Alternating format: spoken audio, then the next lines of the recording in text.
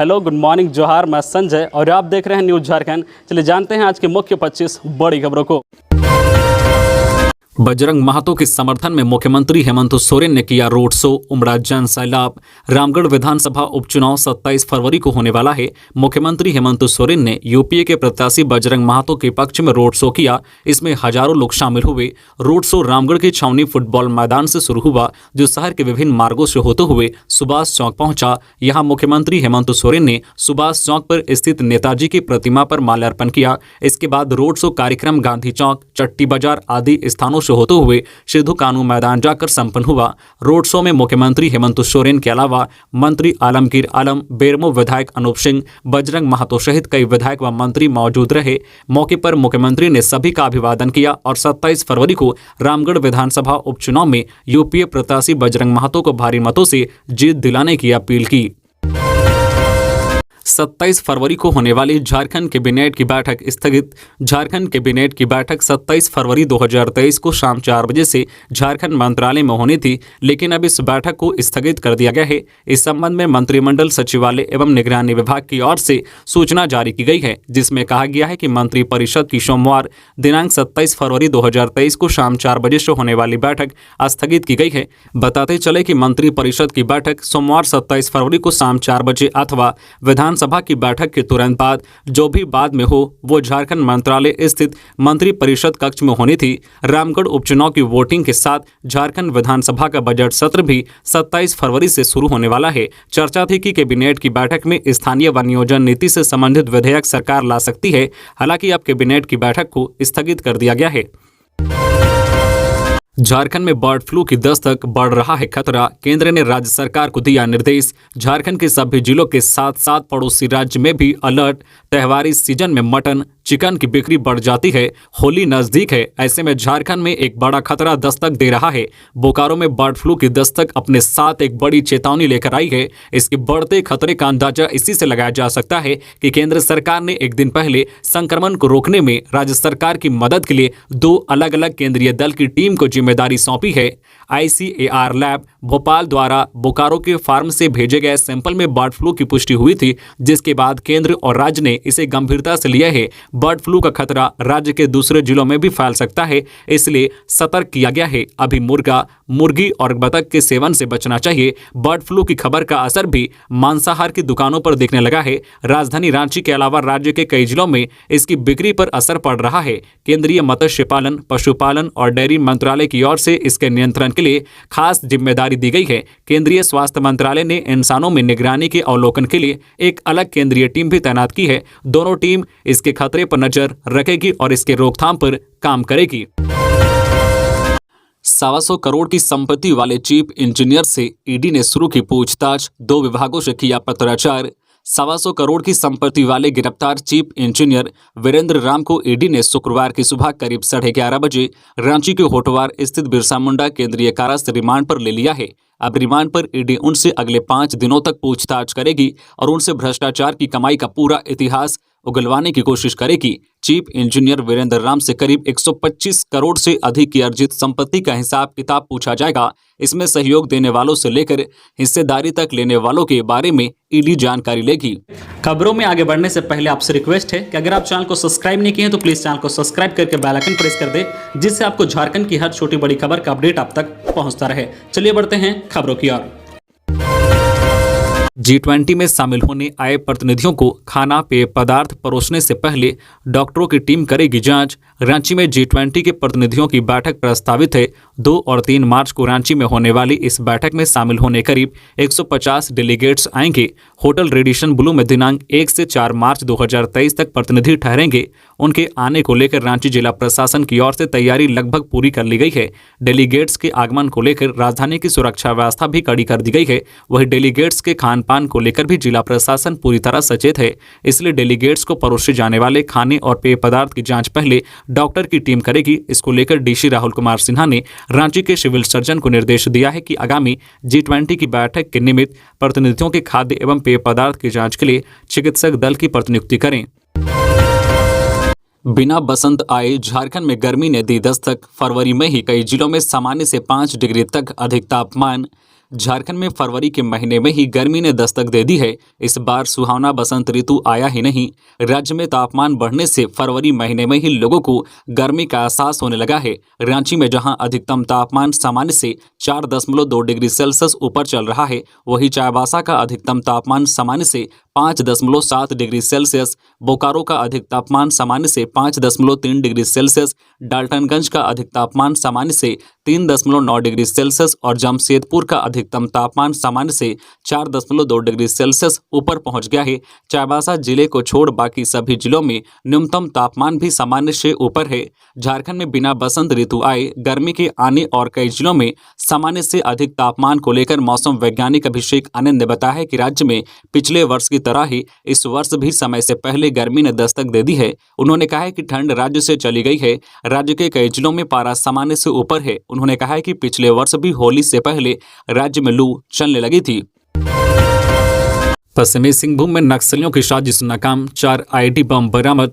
पश्चिमी सिंहभूम जिले के नक्सल प्रभावित गोइलकेरा थाना क्षेत्र के वनग्राम मेरालगढ़ा गांव के पास नक्सलियों के खिलाफ ऑपरेशन के दौरान पुलिस ने शुक्रवार को 4 आईडी बम बरामद कर उसे नष्ट कर दिया। हाईकोर्ट में झारखंड की पूर्व विधायक ममता देवी की 2 अपील पर होगी सुनवाई। कोर्ट ने निचली अदालत से मांगा एलसीआर। झारखंड हाईकोर्ट में रामगढ़ विधायक ममता देवी को गोला गोलीकांड के 2 अलग अलग मामले में मिली सजा को चुनौती देने वाली क्रिमिनल अपील पर सुनवाई हुई। मामले की सुनवाई न्यायमूर्ति नवनीत कुमार की अदालत में शुक्रवार को हुई, जिसमें ममता देवी की दोनों अपील को स्वीकार किया गया। वही कोर्ट ने निचली अदालत से एलसीआर की मांग की है। इसके बाद कोर्ट ने कहा है कि ममता देवी की जमानत याचिका पर सुनवाई निचली अदालत से एलसीआर आने के बाद होगी। दरअसल पूर्व विधायक ममता देवी को 2 अलग अलग मामले में सजा मिली थी, जिसमें 13 दिसंबर 2022 को उन्हें 5 साल की सजा मिली थी। वहीं दूसरे मामले में 4 जनवरी 2023 को हजारीबाग की विशेष कोर्ट ने गोला गोलीकांड के चौथे मामले में ममता देवी और भाजपा नेता राजू जायसवाल को 2-2 साल की सजा सुनाई थी। इन्हीं दोनों सजा को चुनौती देते हुए ममता देवी की ओर से हाईकोर्ट में अपील दाखिल की गई है। हाथी ने 14 दिन में ली 14 की जान, हाथी को ट्रैंकुलाइज करने का आदेश। रांची और लोहरदगा जिला में सबसे ज्यादा मौत। लोहरदगा और रांची इलाके में एक जंगली हाथी के उत्पात ने 14 लोगों की जान ले ली। वन विभाग की ओर से गठित 5 सदस्यीय कमेटी ने पीसीसीएफ वन्यजीव शशिकर समांता को एक रिपोर्ट सौंपी है। हाथी के बढ़ते खतरे को देखते हुए ट्रैंकुलाइज बेहोश करने का सुझाव दिया है। हाथी एक बार फिर लोहरदगा जिले के इलाके में पहुंच गया है, जबकि वन विभाग अनुमान लगा रहा था कि हाथी अब खुंटी जंगल के रास्ते अंदर चला जाएगा। वन विभाग की टीम लगातार जंगली हाथी पर नजर रख रही है। हाथी को ट्रैंकुलाइज कर पकड़ने का आदेश दे दिया गया है। टीम सक्रिय हो गई है और हाथी को पकड़ने की रणनीति बन रही है। हाथी को पकड़ लेने के बाद उसे तुरंत जंगल में नहीं छोड़ा जाएगा। वन विभाग हाथी के सेहत की जांच करेगा, उसकी देखभाल की जाएगी, उसके बाद उसे जंगल में छोड़ने की योजना बनेगी। सीएम हेमंत सोरेन के सुरक्षा प्रभारी विमल कुमार को ईडी ने भेजा समन। प्रवर्तन निदेशालय ने मुख्यमंत्री हेमंत सोरेन के सुरक्षा प्रभारी विमल कुमार को समन भेजा है। ईडी ने सुरक्षा प्रभारी को 28 फरवरी 2023 को पूछताछ के लिए बुलाया है। फसल क्षतिपूर्ति राशि के लिए किसानों से 15 मार्च तक मांगा आवेदन। सरकार ने झारखंड राज्य फसल राहत योजना को जमीन पर उतारने का काम शुरू कर दिया है। कृषि विभाग ने इस योजना के तहत किसानों को लाभ पहुंचाने के लिए उनसे 15 मार्च तक आवेदन मांगा है। इस योजना के तहत रबी फसल, गेहूं, सरसों, चना और आलू फसल के लिए क्षतिपूर्ति राशि दी जाएगी। राज्य की समस्याओं का समाधान हो, बजट सत्र बेहतर ढंग से चले, सरकार पूरी तैयार है। सीएम झारखंड विधानसभा का बजट सत्र 27 फरवरी से शुरू होना है। सत्र सुचारू रूप से चले, इसके लिए विधानसभा अध्यक्ष रविंद्र नाथ महतो ने सभी पार्टियों के प्रतिनिधियों के साथ बैठक बुलाई थी, मगर हर बार की तरह भाजपा ने फिर इस बैठक से दूरी बनाई। भाजपा की ओर से कोई प्रतिनिधि शामिल नहीं हुए। हालांकि इस बैठक में मुख्यमंत्री हेमंत सोरेन भी शामिल हुए। बैठक के बाद उन्होंने मीडिया से कहा कि बजट सत्र प्रारंभ होना है, इसको लेकर अध्यक्ष ने हमें यहां बुलाया। सरकार पूरी तरह से तैयार है, सत्र बेहतर ढंग से चले, राज्य की समस्याओं का समाधान हो। उन्होंने कहा कि आज इस बैठक में लगता है कि विपक्ष को भी बुलाया गया था, लेकिन वो क्यों नहीं आए, ये उनका विषय है। कुल मिलाकर हम सब पूरी तरह से तैयार हैं। लोहरदगा में हथियारबंद अपराधियों ने रुकवाया सड़क निर्माण, मजदूरों और ठेकेदारों में दहशत। लोहरदगा में अपराधियों का मनोबल काफी बढ़ गया है।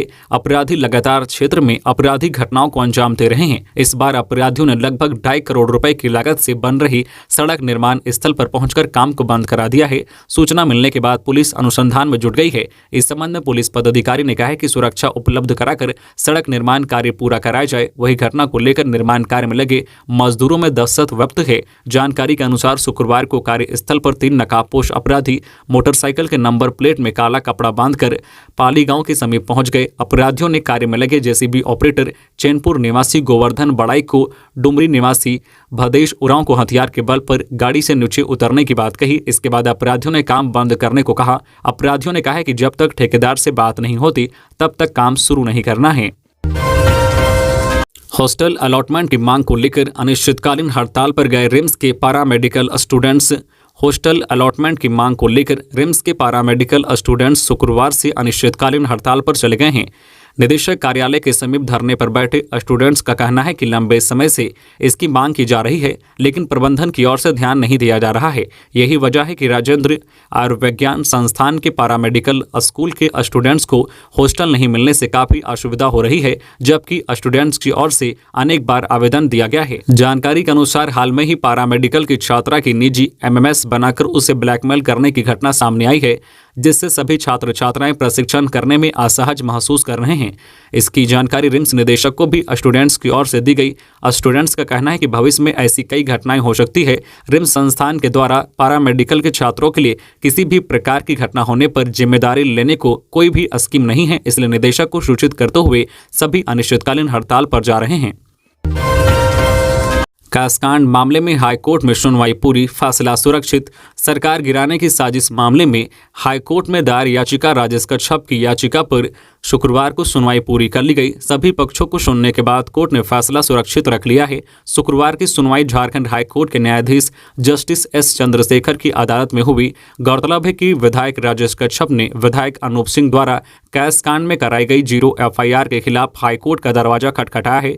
राजेश कच्छप ने हाईकोर्ट में क्रिमिनल रेट याचिका कर इस पूरे मामले में जांच की मांग की है। विधायक राजेश कच्छप की ओर से अधिवक्ता इंद्रजीत सिन्हा ने पक्ष रखा। राज्य सरकार की ओर से अपर महाधिवक्ता सचिन कुमार ने पक्ष रखा। केंद्र सरकार की ओर से अधिवक्ता विनोद साहू ने अदालत में पक्ष रखा।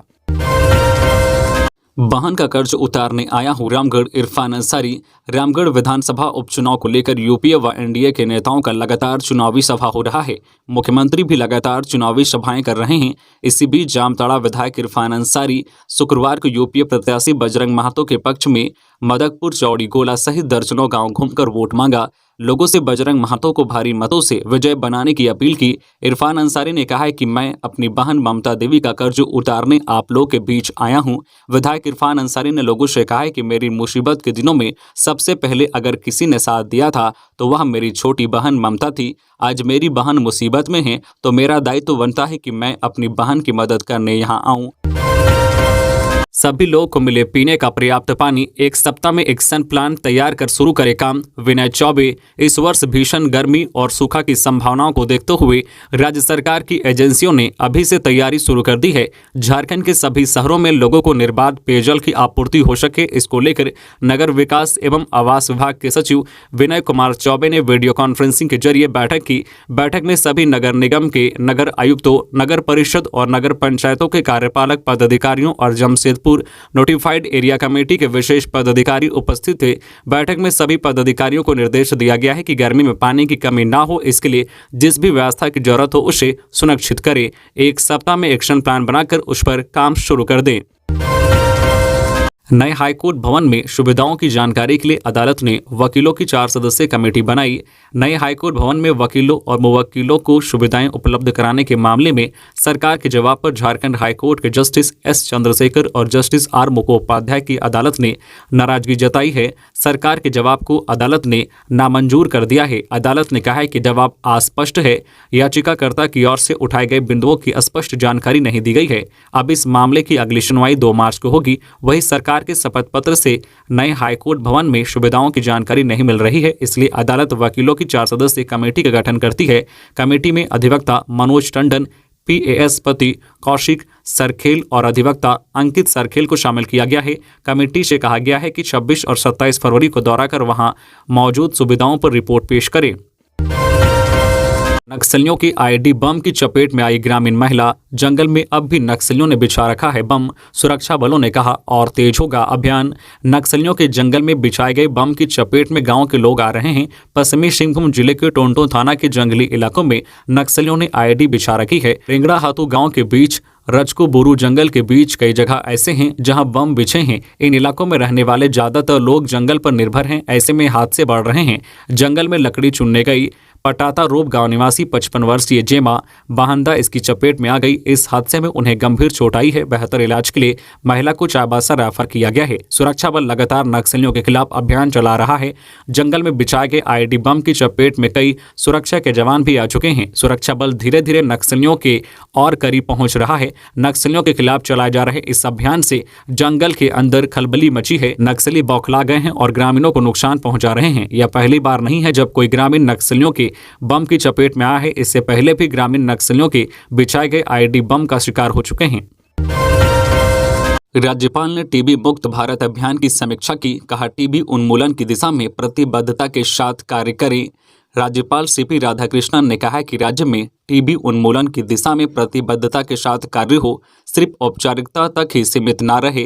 राज्यपाल सीपी राधाकृष्णन ने शुक्रवार को राजभवन में प्रधानमंत्री टीबी मुक्त भारत अभियान की समीक्षा के क्रम में अधिकारियों को कई दिशा निर्देश दिए। उन्होंने समस्याओं का समाधान करने का आदेश देते हुए टीबी उन्मूलन की दिशा में CSR के तहत सक्रियता से कार्य करने पर जोर देते हुए कहा कि टीबी के मरीजों के उपचार के उपरांत उन्हें कौशल विकास का प्रशिक्षण देकर रोजगार उपलब्ध कराने की दिशा में प्रयास किया जाना चाहिए।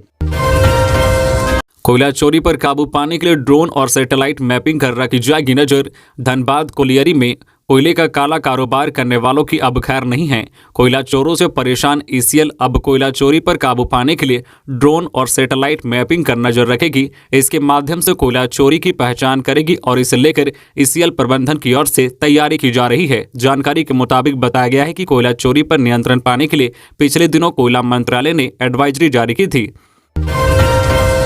रामगढ़ के व्यवसायियों ठेले वालों से दीपक प्रकाश ने जनसंपर्क कर एनडीए प्रत्याशी के लिए मांगा वोट। रामगढ़ उपचुनाव में एनडीए प्रत्याशी सुनीता चौधरी की जीत सुनिश्चित करने के लिए शुक्रवार को भाजपा के प्रदेश अध्यक्ष राज्यसभा सांसद दीपक प्रकाश रामगढ़ पहुंचे। यहां बुद्धिजीवियों के संग बैठक करने के साथ जनसंपर्क अभियान चलाया।